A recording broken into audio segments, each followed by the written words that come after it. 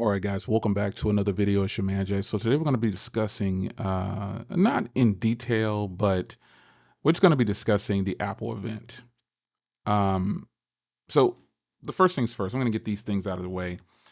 Uh, the AirPods, not really impressed. Don't really. I bought AirPods one time, and I still have those original AirPods, the first generation AirPods. They still work. I still have them. They still sound good. They connect. Battery life isn't as long, but they still work. So I don't generally buy AirPods every year when they announce more.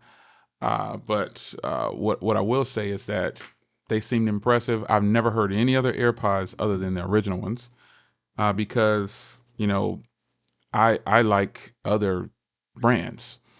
I've tested them, but I've never really owned them. So the AirPods, probably won't buy them. And now, the watch. Now I have several watches. I mean, I have a ton of smartwatches, and I have 3 Apple Watches. I even have the first generation cellular Apple Watch. Still works like new. Battery life again isn't very good, but even on my Series 3 and Series 5, battery life still isn't good. So I won't be purchasing any more Apple Watches. And I want to say about this Ultra watch. It's not really an Ultra, folks, in my humble opinion, because we all get one. It's just the Apple Watch in a different body. I don't know anybody that goes deep sea diving, snorkeling, that's going to be in freezing areas. I just don't see it. I don't see that as a selling pitch. And I think that's exactly what it is. I don't see that as anything beneficial to a ton of people. But what is beneficial is that they're finally giving it a bigger display in a body that actually should have existed a long time ago. Mm, yeah. So same watch, different shell, higher price. Just consider it. Don't write me off real fast. Not hating, not throwing shade.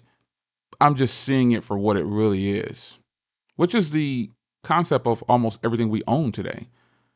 Same product, different shell, and a few tweaks.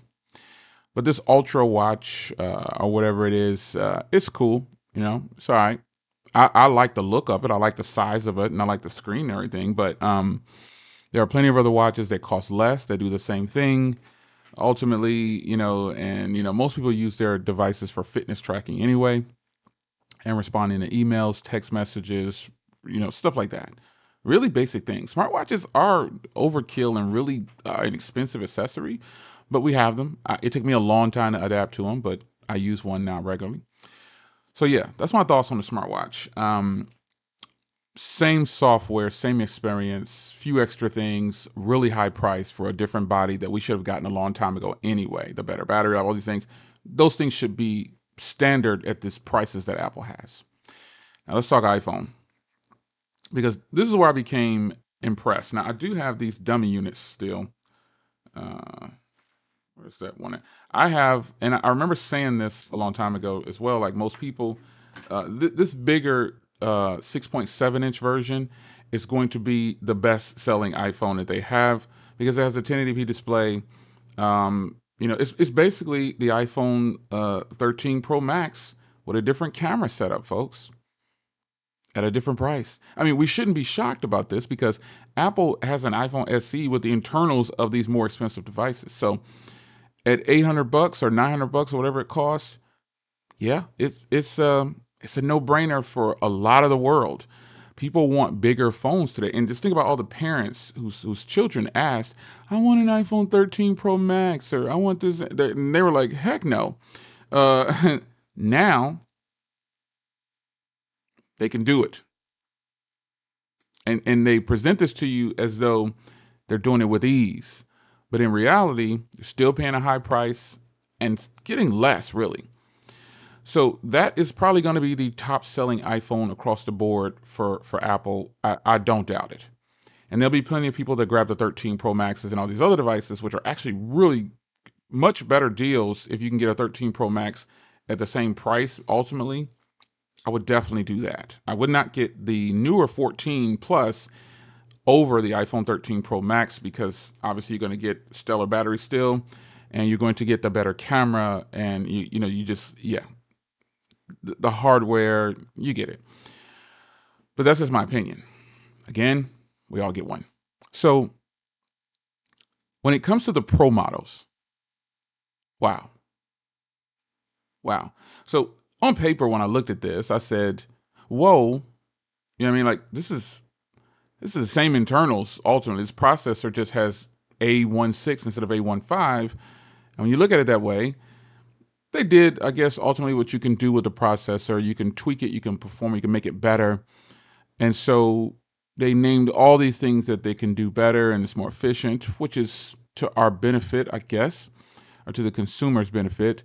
But yeah, you've got a lot more going on with the Pro models. Now, the Pro models have a 48 megapixel shooter on there. And so quality is going to be improved. Now, when you take a regular shot, it's going to be 12 megapixels, but you should be able to see better detail, higher quality. It should just be a lot better. It technically should. But if you want to shoot 48 megapixels, by the way, you have to go pro. You have to go raw, which you can do on the iPhone. So one area of improvement that I'm hoping that they do is their cinematic mode. The cinematic mode, they said now can do 4K.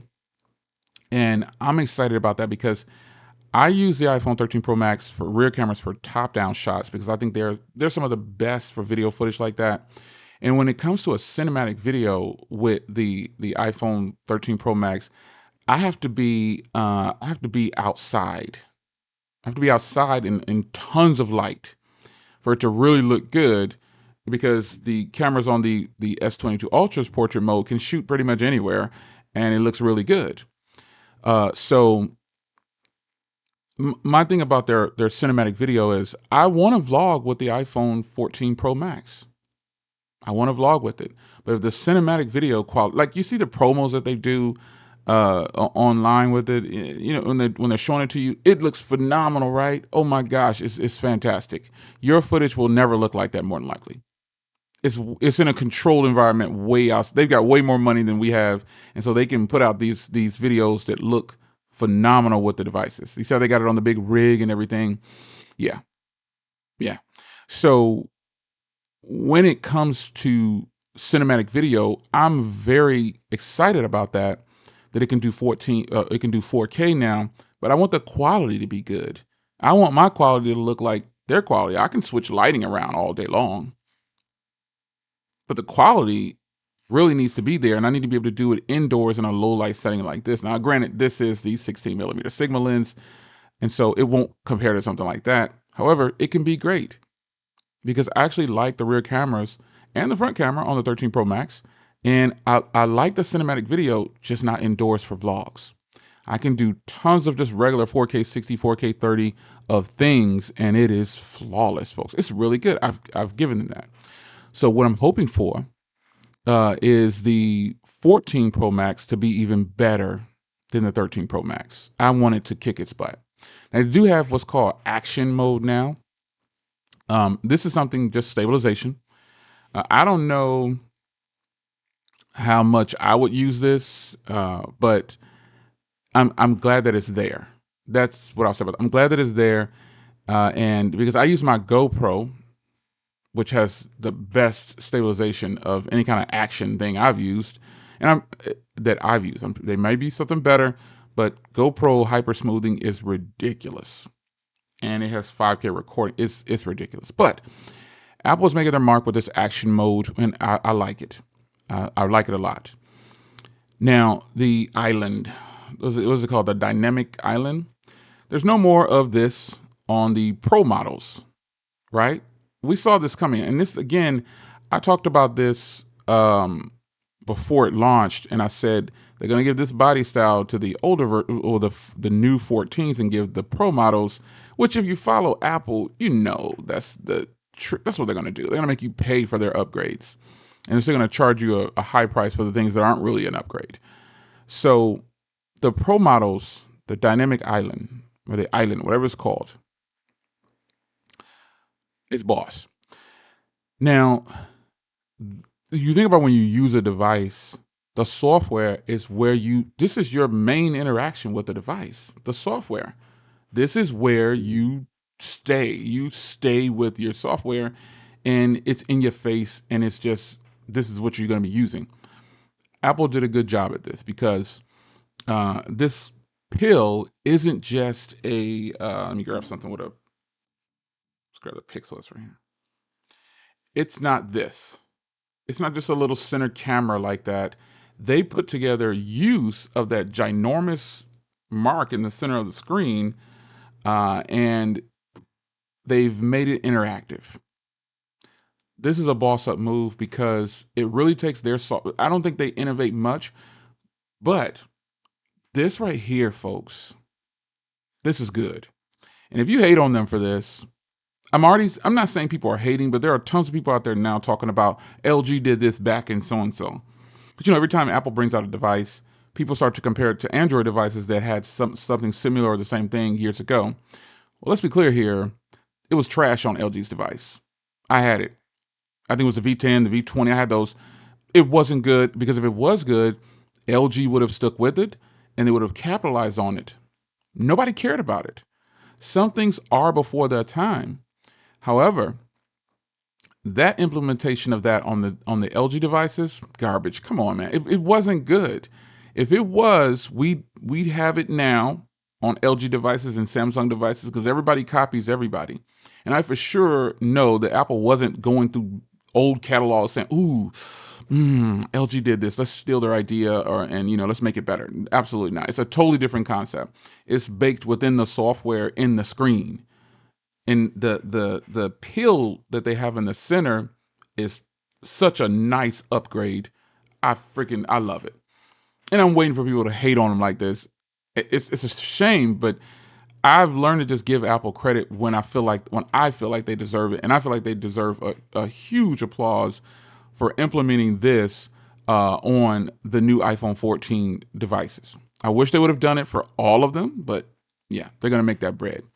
So this thing, basically, this pill in the center with the camera, sensors and everything, Face ID and all that, they've moved a little slit on the top up there on the front for the speaker out. It's actually a mic and speaker up there, I think they said. And it's impressive. The way it interacts and flows between the applications, beast mode. And I can't wait to use that. I don't care what anybody says. I think that is the most boss up thing that they talked about during this entire presentation. Flat out. I'm ready to interact with it. Now, at the recording of this video, it is the day after the event. So today is the 8th. And I want to process everything and really just kind of get a feel for what I actually just watched yesterday. I watched the entire event. I think when I looked at it, it was like 6.8 million people watching at some point. So we all saw what happened. We saw it. But that implementation of that type of interaction with your phone, come on, don't put LG in the same category. And I like LG, but come on, man, that thing that LG did nowhere near as good as this. And so being able to navigate through your device like that, beast mode. So they now have satellite positioning, right, where you can have an SOS message without having service. You talk to the satellites. And some people are already saying, "Oh, that's old." I get it that it may not be new technology per se, but who's talking about it? Nobody's taking advantage of it. And I'm slowly learning I'm slowly learning to process things that Apple does now instead of jumping right out there and hitting them over the head with a hammer. Because yeah, there's plenty of companies that have done things, but they didn't capitalize on it and they didn't implement it the right way at the right time. In life, you'll learn that there's a time and a season for everything, even down to this tech world. But there's a time for everything. And this is why a lot of companies come out with things too soon and the world isn't ready for it, or it's just not done the right way. And this is what you're seeing with that comparison with LG and Apple for this pill in the center. The satellite thing is not new, obviously, but we weren't talking about this before now. And, the fact that Apple used that as some big selling point, I don't really like that Because who wants to be in a bad situation like that? You know what I mean? Who really wants to be in a situation where they have to use this? Nobody. So yeah, it's a thing. It's a thing. So Apple introduced and talked about a lot of things, but they never really go detailed about a lot of things. They talk about the high level of what they've presented, which is new, more efficient. It has now satellite tracking, blah blah blah. You know, the software with the pill joint, that's beautiful. But one thing I want to talk about, also price. Everybody thought the price was going to be higher. Even I posted saying $100 more. Well, they didn't do that to us. So that's a huge plus for us people who buy these things. Yeah. For the people that are not financing phones, that's a win for us. It's a win. It's a win. And we're a minority here when it comes to people who pay full cost for devices. But tech enthusiasts, most of us do because we get revenue, we get ad revenue, we get sponsorships and things like that. So we can afford to just go out and just buy it. And it doesn't really hurt us too much. Consumers finance a lot of stuff. Some creators are financing their phones. No shade, but they're winning. You know, they're not if they know they're going to turn it in. Hey, no shade here. I used to throw a little bit of shade, I guess I could say, back in the day at people, at creators, basically borrowing phones and then saying they're doing a review. But those are the people that do it for 2 weeks and then get rid of it. They return it, you know. So nonetheless, let's get off of that. The price. It's technically a win for those who pay full price, full cost. Now let's talk about eSIM. Folks, this is another roadblock to stop you from having the freedom you're supposed to have when it comes to the tech world. We do, and the sad part is the eSIM is US only. Other countries are like, no, son, you're not taking away our SIM card. Because, you know, they don't have phone financing, all that stuff over there. They have to buy it. This is something that is helping the carriers. Now, I truly believe in my heart of hearts, all the carriers sat in the room with Apple and said, how can we lock these bastards in to just keep them with us? Well, we can't technically lock them in. I got it. Let's just take away the SIM tray. That'll make it harder for them and that'll frustrate them. And they'll just give up and say, forget it, I'll stay. Don't write this off in your mind, folks. eSIMs, I use eSIMs right now. I'm using eSIM on my S22 Ultra, and I'm using a physical SIM. I run dual SIM because I've gotten smart. I was like, you know what? I'm not going to be carrying around 3 phones. I'm going to carry 2 phones. So I've got dual SIM on one, and then I got a single. And I've got dual SIM on the Z Flip, dual SIM on the Z Flip 4. I showed you that already. S22 Ultra, iPhone 13 Pro Max, Pixel 6. Anything that has a dual SIM, I'm using it. And so I'm rotating my 3 numbers in between those, and one with a SIM card, or 2 with 2 SIM cards. So, eSIM for me and eSIM for tech enthusiasts, it's not even, it's nothing. We don't even worry about it. We don't even really, we don't, it's okay. So consumers aren't going to panic about it. Creators and tech enthusiasts will panic for the consumers. I would hope so. Because folks, this is another way to lock you down to your carriers or wherever you're at. And you can rest assured, I said it yesterday privately after the event, Samsung is next. Because these are our 2 major players over here. Samsung is going to do it next. I would be surprised if Samsung doesn't move, because there's always test dummies. Don't forget about it. You know, Apple took away MagSafe and took away the car slots, and eventually they got slammed enough, they brought it back. So there's always test dummies. There were test dummies for these plans where they claimed that they're taking away contracts. That worked out for the carriers, so it's still in play. Now it's time to move on to eSIM. How can we keep these people with us? They have too much freedom. We're losing money here and there. People are roaming about, canceling when they want to, and moving about. We've made it too easy with SIM cards. They're already buying unlocked on us. We can go ahead and just take away the SIM card and we'll put another roadblock up for them. That is the way I see that for regular consumers. But on the other hand, it is a totally positive thing to have eSIMs. It makes it so easy. It's just, E is for easy. I mean, electronic SIM is what it is, but E is for easy. It's very simple. It's very simple. I'm looking at my watch here. I'm like, man, I got to get out of here. I love discussion videos. But using an eSIM, folks, is not to the average consumer's benefit. I don't believe that it is. I believe it's just another roadblock to stop you from having the freedom to move about the way you want to. Even if it's something as simple as switching your phone amongst your own carrier, I think it's a roadblock.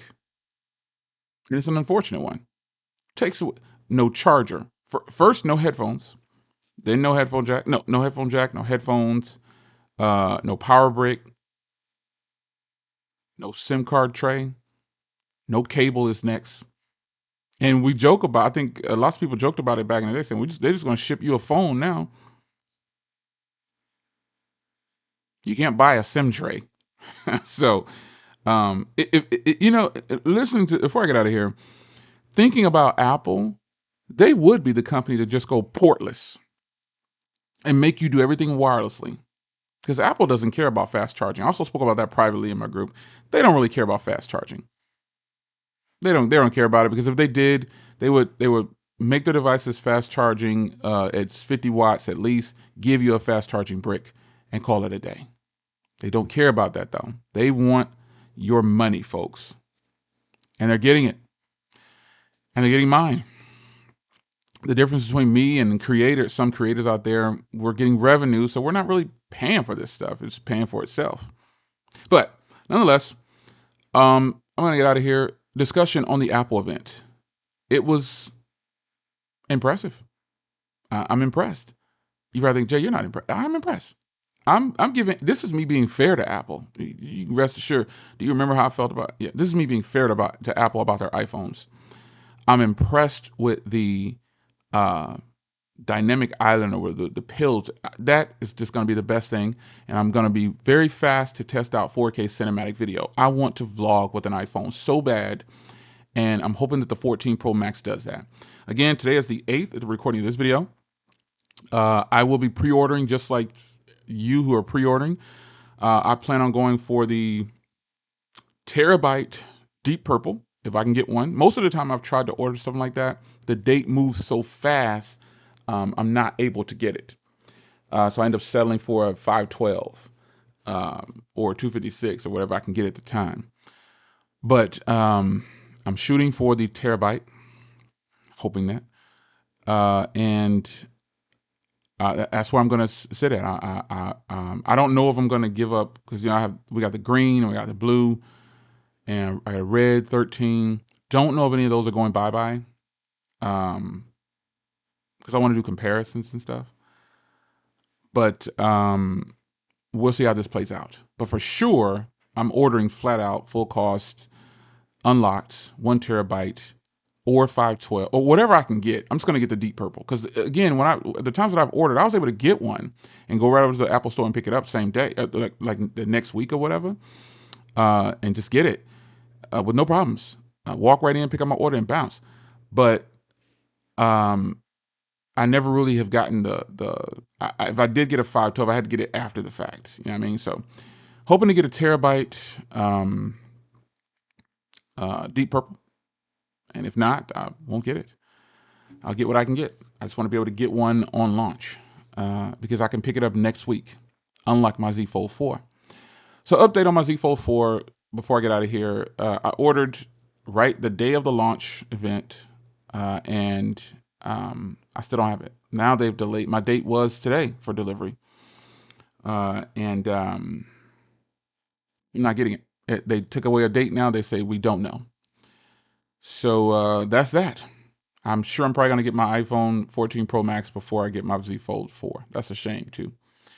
It's your man, Jay. Hope you guys enjoyed discussion, my thoughts on the Apple event and the products that were displayed. I can't wait to test out my brand new 14 Pro Max. I'll see you in the next video. Take care.